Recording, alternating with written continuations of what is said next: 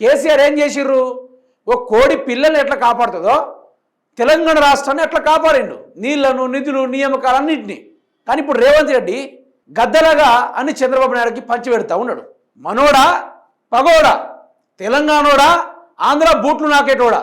చంద్రబాబు నాయుడు మనకు ద్రోహి అయితే ఆ ద్రోహికి శిష్యుడిగా ఈరోజు తెలంగాణ వ్యవహరిస్తూ ఉన్నాడు. మరి ఆ రేవంత్ రెడ్డిని ఏం చేద్దాం?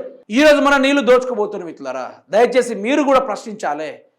కేసీఆర్ బీడు చెలుకలకు పొలాలు మల్లెటడి చేస్తే రేవంత్ రెడ్డి ఈరోజు ఆ పచ్చడి పొలాన్ని మొత్తం చీకటి సామ్రాజ్యంగా తీర్చిదిద్దే ప్రయత్నంలో రేవంత్ రెడ్డి పన్నుకున్నాడు. గిట్లాంటి మనిషా, గిట్లాంటి లత్కోర పనుల తెలంగాణ సమాజం ఎట్లా క్షమిస్తుంది?